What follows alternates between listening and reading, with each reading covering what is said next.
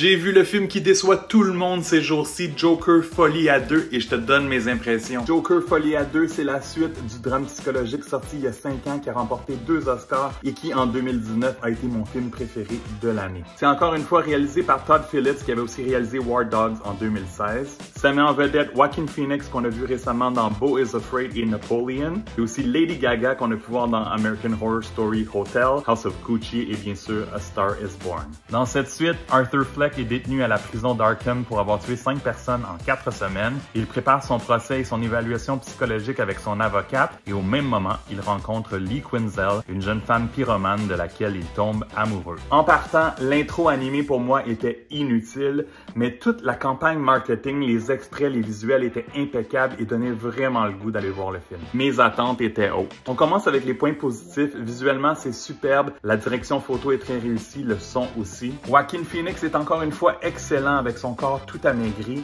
Lady Gaga est très bonne aussi, mais son personnage manque de viande autour de l'os. Par contre, j'ai bien aimé son album Harlequin inspiré par le film. Ça se gâche vraiment au niveau du scénario et du rythme du film. Le film dure 2h18, 16 minutes de plus que le premier. Il se passe pas grand chose, on n'embarque pas vraiment. Les scènes se suivent mais nous laissent froid. Les moments musicaux sont décevants, peu assumés, n'apportent pas grand chose à l'histoire et ça se passe souvent dans la tête d'Arthur.